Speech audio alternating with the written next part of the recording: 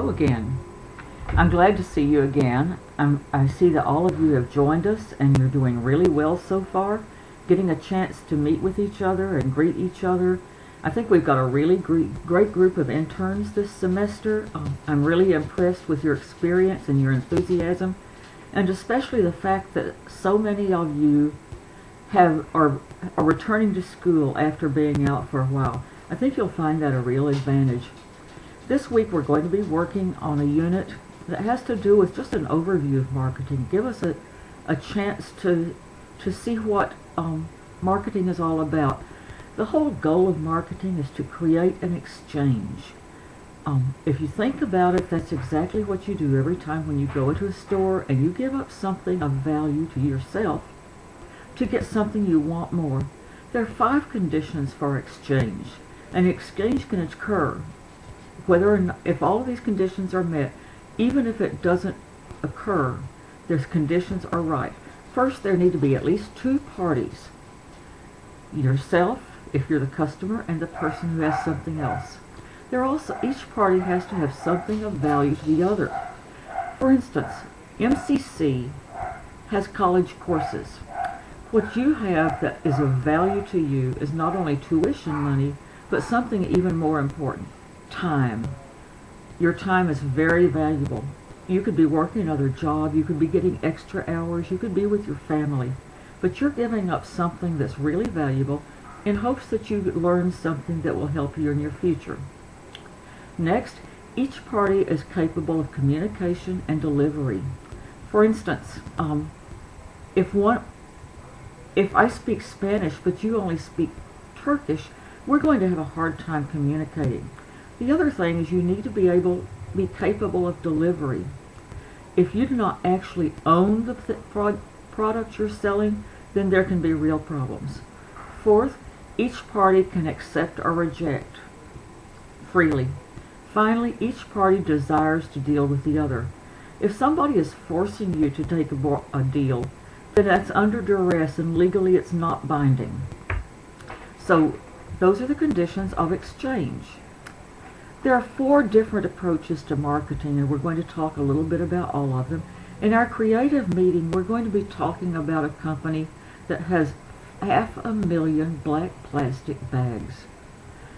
They made them because they thought they could make a really big profit. They bought the material cheaply, and now they're stuck with them. So your job is going to be to help us come up with a way for them to modify those bags and make it profitable.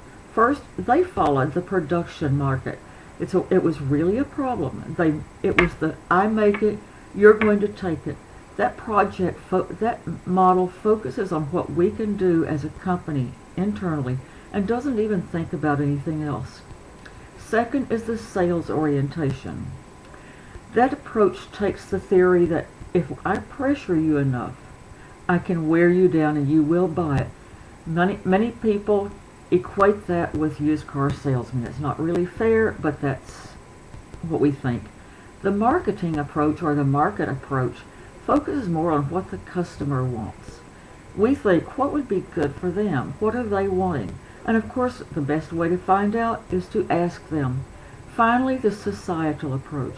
That combines the market approach, what's good for the customer, with another thing, what's good for society as a whole. If you will look at Tom Shoe's website, you'll see that entire company was built on the societal marketing concept. Tom's Shoes, Blake is his name actually, set up a company that each customer buys a pair of shoes. The price is high, but that gives the company enough money to give a pair of shoes to a needy child.